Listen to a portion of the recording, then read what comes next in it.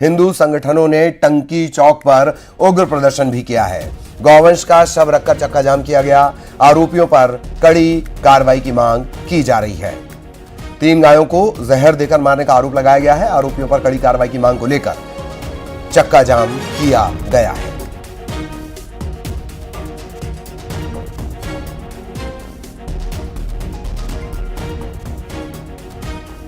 उज्जैन में गौवंश की मौत पर हिंदू संगठन भड़क गए हैं। उग्र प्रदर्शन इन्होंने किया है।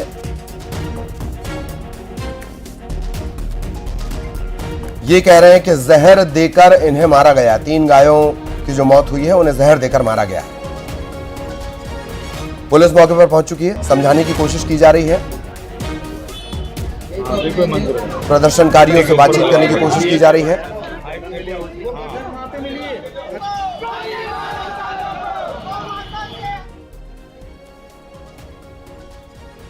आरोपियों पर कड़ी कार्रवाई की मांग को लेकर यह पूरा प्रदर्शन। सहयोगी अजय पटवा हमारे साथ जुड़े हुए हैं। अजय, पूरी जानकारी विस्तार से। ये देखिए, उज्जैन के नमक मंडी क्षेत्र में 3 गायों को जहर देकर मारने की खबर के बाद हिंदूवादी संगठन इकट्ठा हो गए और देखते ही देखते इतनी संख्या में इकट्ठा हुए कि टंकी चौक पर प्रदर्शन करने लगे और मरी हुई गाय का शव रखकर उन्हें चक्का जाम कर दिया। वहीं इस पूरी जानकारी को लगते ही पुलिस मौके पर पहुंची और आश्वासन के बाद हिंदूवादी संगठन को भरोसा दिया है कि जल्द ही जो दोषी है उन पर कार्रवाई की जाएगी। फिलहाल जो है आश्वासन के बाद जो है चक्का जाम खोल दिया गया है। फिलहाल बजरंग दल और विश्व हिंदू परिषद की तरफ से कार्रवाई की मांग की गई है। जी चलिए, धन्यवाद अजय। और रायसेन में आवारा कुत्ते का आतंक। मासूम बच्चे को आंख और हाथ में इसने काट दिया। अलग अलग लोगों पर भी इस कुत्ते ने हमला किया। कुल 10 लोग घायल हुए हैं और इन्हें ये अपना इलाज कराने के लिए जिला अस्पताल पहुंचे।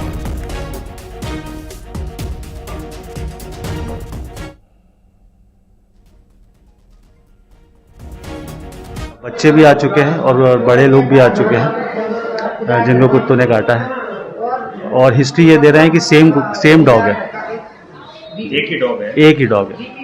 क्या इलाज दिया जाएगा? अभी उनको ARV दिया गया है, एंटी रेबीज वैक्सीन दिया जाता है, टेटनस इंजेक्शन दिया जाता है और सिम्टोमेटिक ट्रीटमेंट किया जाता है।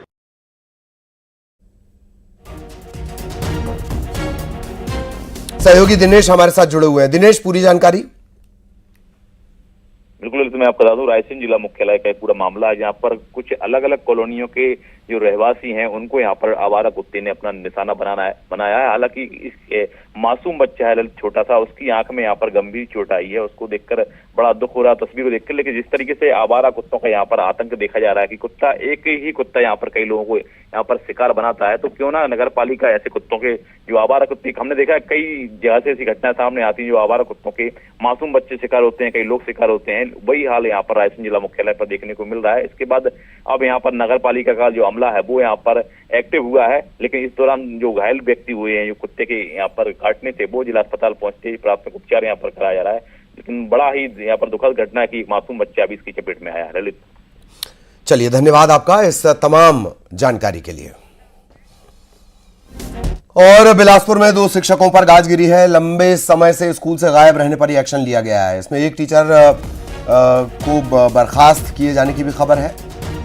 नाम है रेणुका राय, इन्हें बर्खास्त कर दिया गया है। और दूसरे टीचर को स्वैच्छिक सेवानिवृत्ति दे दी गई है। केतकी कौशिक, डीईओ ने इनसे जवाब मांगा है और 16 अगस्त तक ये जवाब इन्हें देना होगा। सहयोगी उमेश हमारे साथ जुड़े हुए हैं। उमेश, कड़ा एक्शन, पूरी जानकारी। बिल्कुल ललित जी, देखिए, एक बड़ा एक्शन जो है संयुक्त संचालक शिक्षा विभाग ने लिया है। जिस तरीके से ये देखा जा रहा था कि लंबे समय से जो शिक्षक है वो नदारद मिल रहे थे, न केवल 1 महीना 2 महीना बल्कि 3 साल 8 साल से जो बर्खास्त शिक्षक है रेणुका राय वो नदारद थी। इसके साथ ही जो एक शिक्षिका केतकी कौशिक है वो भी नदारद थी। हालांकि उसने शैक्षिक सेवानिवृत्ति मंजूर कर ली गई है। उन्होंने सेवानिवृत्ति की अपील मांग की थी। और इसके साथ ही 2 शिक्षक जो दिव्य नारायण रात्रे और श्याम सुंदर तिवारी है, इनको 16 अगस्त तक डीओ ने जवाब तलब किया है। तो कहीं ना कहीं एक बड़ी कार्रवाई देखी जा रही है। जिस तरीके से लगातार ये शिक्षक जो है अनुपस्थित थे अपने स्कूल से, क्योंकि कहीं ना कहीं बच्चों के भविष्य का सवाल था। ऐसे में एक बड़ा फैसला, जो बड़ा एक्शन जो है वो शिक्षा विभाग ने लिया है। जी चलिए, धन्यवाद उमेश इस तमाम जानकारी के लिए। इधर इंदौर में छापे को लेकर ईडी ने जानकारी दी है। एक्स पर पोस्ट कर ईडी ने जानकारी दी है कि तकरीबन 1,25,00,000 रुपए जब्त किए गए हैं। 20 करोड़ से ज्यादा के निवेश को फ्रीज कर दिया गया है। कई दस्तावेज भी बरामद हुए हैं। निगम के फर्जी बिल घोटाले को लेकर यह पूरी दबिश दी गई थी। ईडी ने 5 और 6 अगस्त को छापा मारा था। 20 जगहों पर छापा मारा गया था।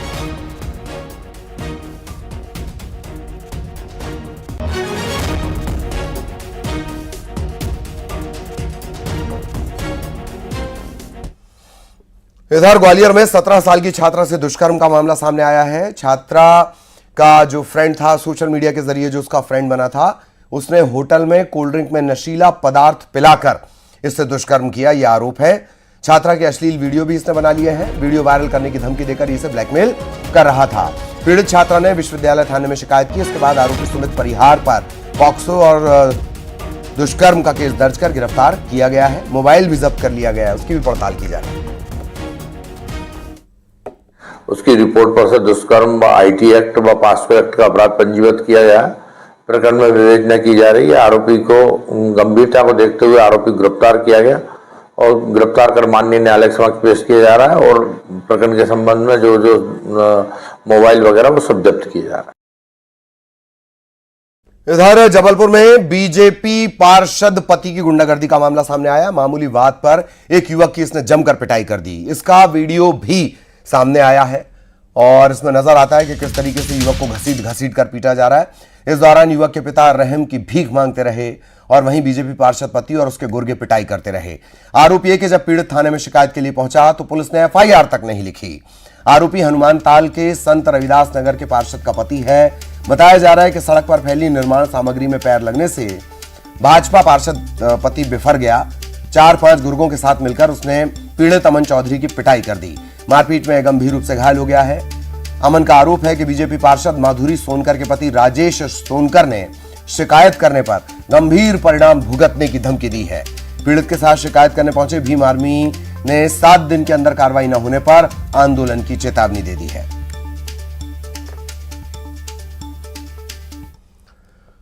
इधर ग्वालियर पुलिस ने मानवाधिकार संरक्षण संगठन की आड़ में ब्लैकमेल करने वाली एक गैंग को दबोचा है।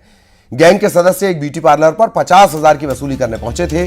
खबर मिलते ही विश्वविद्यालय पुलिस ने इस गैंग के 3 सदस्यों को दबोच लिया।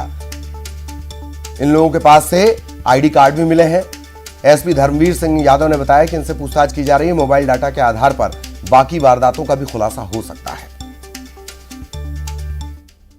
जो एक ब्यूटी पार्लर के संचालक है समीर शेख, उनकी तरफ से रिपोर्ट हुई है कि 3 व्यक्ति उनके जो प्रतिष्ठान से पहुंचे थे, उनके द्वारा अपना जो परिचय दिया गया था वो मानव अधिकार संरक्षण संस्था भारत सरकार से संबद्ध इस प्रकार के संगठन का परिचय देके उनसे एक्सटॉर्शन की कोशिश हुई। तो जैसे ही पुलिस के संज्ञान में आया तो पुलिस ने तत्काल कार्रवाई करते हुए इसमें 3 लोगों को। इधर छत्तीसगढ़ पीएससी घोटाले में सीबीआई ने कई जिलों में एक साथ छापा मारा है। बिलासपुर, दुर्ग और धमतरी में रेड मारी गई। बिलासपुर में कांग्रेस नेता राजेंद्र शुक्ला के यहां छापा पड़ा। राजेंद्र शुक्ला के बेटे का नाम इस घोटाले में आया था।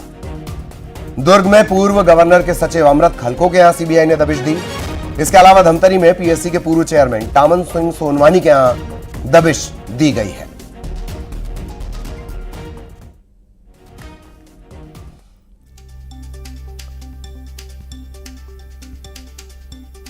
तीन अलग अलग जगहों की तस्वीरें, बिलासपुर, दुर्ग और धमतरी में दबिश दी गई है। यहां से दस्तावेज लिए गए, पूछताछ इनसे की गई है और अब जो भी तथ्य सामने आएंगे माना यह जा रहा है कि आगे भी कार्रवाई होगी।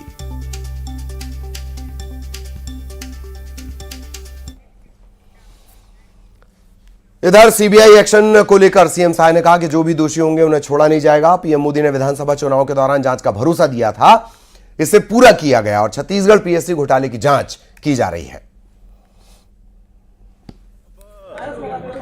विधानसभा का चुनाव प्रचार चल रहा था, उस समय हमारे यशस्वी प्रधानमंत्री जी भी छत्तीसगढ़ की जनता से वादा किए थे, यहाँ के युवाओं से वादा किए थे कि भारतीय जनता पार्टी की सरकार बनेगी तो पीएससी घोटाले की जांच सीबीआई द्वारा होगी। और मुझे बताते हुए गर्व हो रहा है कि जिस तरह से मोदी की गारंटी को हम लोग पूरा कर रहे हैं, तो मोदी जी का जो वादा था पीएससी घोटाला की जांच सीबीआई से होगी, वो जांच शुरू हो रही है और छत्तीसगढ़ में कोई भी दोषीदार हैं, कोई बख्शे नहीं जाएंगे। और आज साय कैबिनेट की महत्वपूर्ण बैठक हुई। इस बैठक में कई अहम फैसले लिए गए। बैठक में गुरु घासीदास तमोर पिंगला टाइगर रिजर्व बनाने का फैसला लिया गया। यह चौथा टाइगर रिजर्व होगा। इसके बनने से इको टूरिज्म बढ़ेगा, कोर और बफर एरिया के लोगों को रोजगार मिलेगा, टाइगर रिजर्व में काम करने के लिए अतिरिक्त बजट मिलेगा। गुरु घासीदास तमोर पिंगला टाइगर रिजर्व में कई जिलों के अलग अलग इलाके शामिल होंगे। इसमें मनेन्द्रगढ़ है, चिरमिरी है, सूरजपुर है, बलरामपुर है, जशपुर है।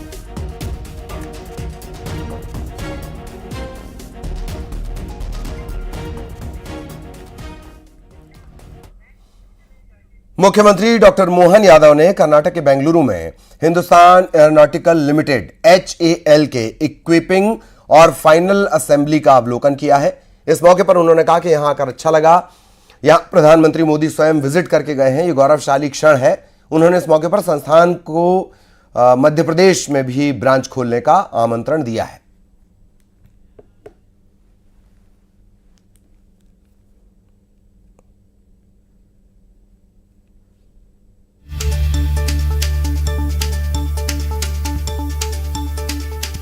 कर्नाटक बेंगलोर आकर बहुत अच्छा लगा और ज्यादा आनंद तब आया जहाँ तेजस का अलग अलग प्रकार से एक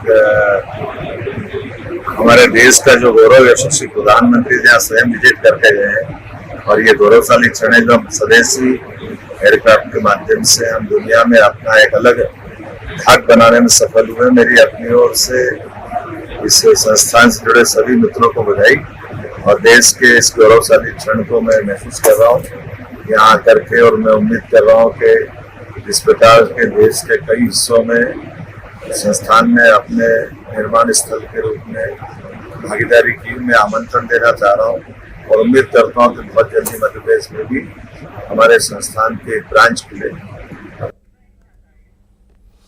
इधर बीजेपी ने सज्जन सिंह वर्मा पर निशाना साधा है। बीजेपी के प्रदेश मीडिया प्रभारी आशीष अग्रवाल ने कहा कि जो देशद्रोही बयान हो, जिसमें दंगाई सोच, अराजकता फैलाने की प्रवृत्ति नजर आ रही हो, वो दुर्जन सोच सकता है, दुर्जन सोच ही हो सकती है। नाम भले ही सज्जन हो, लेकिन सच्चाई कुछ और बयां करती है। राष्ट्रपति भवन में घुस गई, याद रखना नरेंद्र मोदी जी। देशद्रोही बयान हो, जिसमें दंगाई सोच, जिसमें अराजकता फैलाने की प्रवृत्ति नजर आए, तो वो दुर्जन सोच ही हो सकती है। तो नाम के भले ही सज्जन हो, पर सोच कुछ और बयान करती है। और ये जो श्रृंखलाबद्ध षड्यंत्र के तहत एक के बाद एक नेताओं के कांग्रेस की तरफ से जो बयान आ रहे हैं, वो देश को कमजोर करने की साजिश है। कांग्रेस के आला कमान को इस पर स्पष्टीकरण देना चाहिए और सरकार को मेरी मांग है इस पर देशद्रोह का मुकदमा दर्ज करना चाहिए।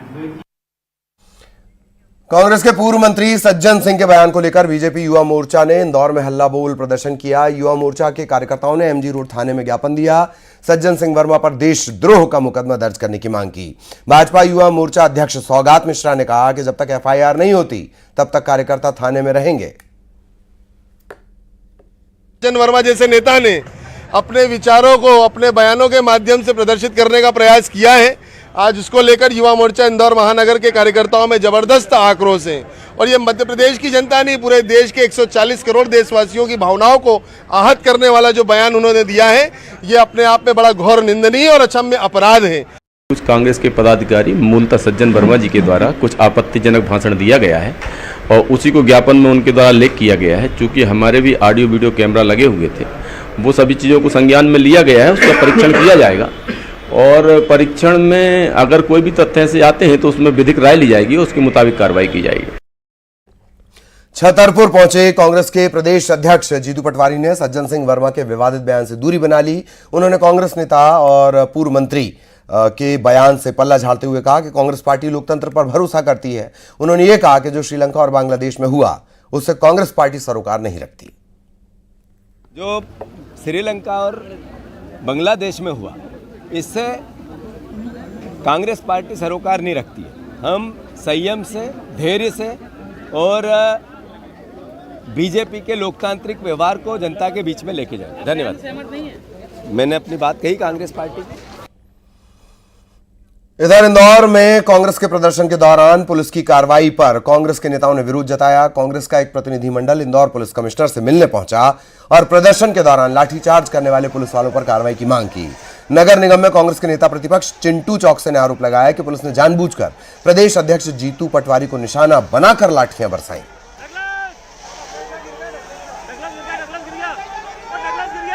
बाद में जिस तरीके से पुलिस ने बर्बरतापूर्ण व्यवहार करते हुए लाठियां चलाई, हमारे प्रदेश अध्यक्ष जी को सर में भी लगी, हमारे शहर जिला अध्यक्ष को भी लगी, हमारे पार्षद को भी लगी, आपके मीडिया कर्मी को भी लगी, जिनको 12-12 टाके आए। ऐसा कौन सा अन्याय कर रहे थे, ऐसा कौन सा हुड़दंग हो रही थी वहाँ जो इस प्रकार का अन्याय और अत्याचार कांग्रेस के लोगों और आम जनता के साथ और मीडिया कर्मी के साथ किया।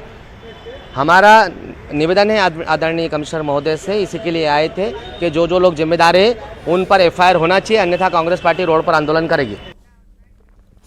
इधर जबलपुर हाईकोर्ट से मध्य प्रदेश वक्फ बोर्ड को बड़ा झटका लगा। हाईकोर्ट ने बुरहानपुर की 3 ऐतिहासिक इमारतों को वक्फ बोर्ड की संपत्ति मानने से इनकार कर दिया। दरअसल हाईकोर्ट में आर्कियोलॉजिकल सर्वे ऑफ इंडिया यानी ASI की तरफ से वक्फ बोर्ड की अधिसूचना को चुनौती दी गई थी। हाईकोर्ट ने ASI के तर्कों को सुनने के बाद वक्फ बोर्ड को फटकार लगाई और कहा कि मुगल बादशाह शाहजहां की बहू का मकबरा वक्फ बोर्ड की संपत्ति नहीं है।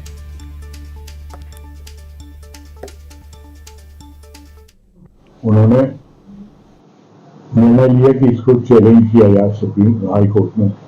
इस आदेश को हाईकोर्ट ने चैलेंज किया। हाईकोर्ट ने आर्कियोलॉजी की पिटीशन अलाउ कर दी 26/7/2024 को,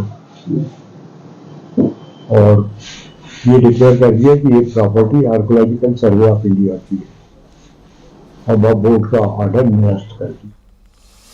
रायपुर दक्षिण सीट पर उपचुनाव की हलचल तेज हो गई है। बीजेपी ने रायपुर दक्षिण विधानसभा सीट पर होने वाले उपचुनाव के लिए प्रभारी नियुक्त कर दिए हैं। कैबिनेट मंत्री श्याम बिहारी जायसवाल और प्रदेश उपाध्यक्ष शिवरतन शर्मा को प्रभारी बनाया गया है। इन दोनों को रायपुर दक्षिण का प्रभार मिलने के साथ साथ चुनाव तैयारियों की जिम्मेदारी मिली है। जनता क्या चाहती है, वहां के कार्यकर्ताओं का क्या रुझान है, इन सभी चीजों का ध्यान रखने पार्टी और कार्यकर्ताओं के बीच समन्वय बनाने का काम भी यही करेंगे।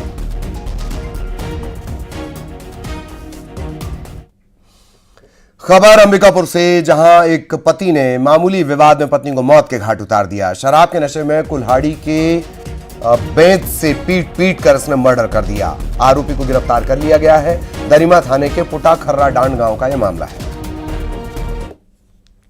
दरिमा के ग्राम खर्रा डांड में आरोपी है बातन पांडू।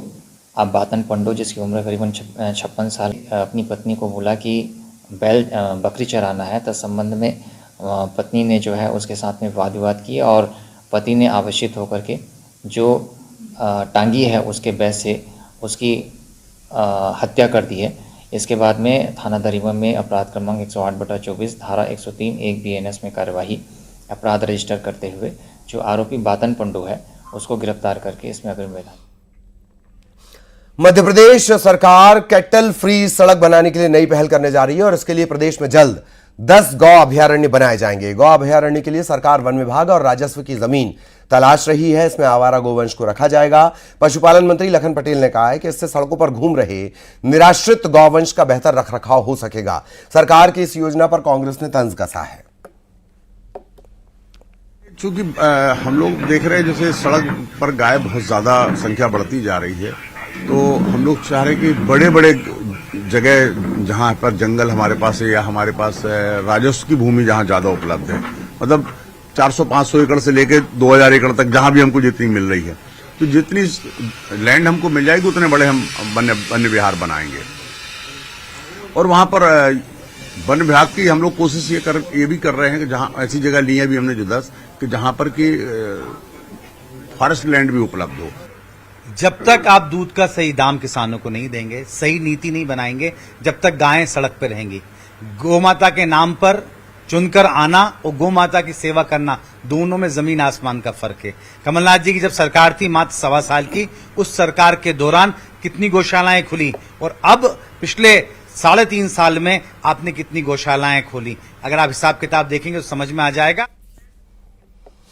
खराब सड़कों को लेकर न्यूज 18 की मुहिम का असर हुआ। पीडब्ल्यूडी विभाग के चीफ इंजीनियर आर.के. मेहता ने खबरों पर संज्ञान लेते हुए कहा कि खराब सड़कों की अब तक की सभी शिकायतों का 15 दिन में समाधान किया जाएगा। उन्होंने बताया कि सड़कों के सुधार कार्य में तेजी लाई जाएगी। सर्वे का काम लगातार जारी है, रोजाना शिकायतों का निराकरण किया जा रहा है। आपको याद दिलाएं कि न्यूज 18 ने लगातार खराब सड़कों को लेकर ये तस्वीरें और खबर आप तक खास प्रोग्राम के जरिए पहुंचाई।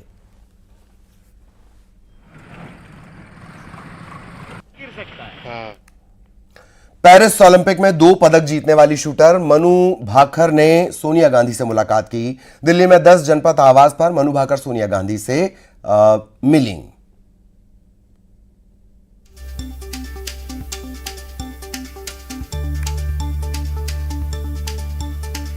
मनु भाकर ने ओलंपिक में परचम लहराया है। एक रिकॉर्ड, बड़ा रिकॉर्ड उनके नाम आया है हिंदुस्तान के लिहाज से। एक ही ओलंपिक में 2 मेडल उन्होंने जीते हैं। तीसरे मेडल की रेस में हालांकि वो पीछे रह गईं, लेकिन ये एक बड़ा रिकॉर्ड है। और अब मनु भाकर सोनिया गांधी से मिली हैं।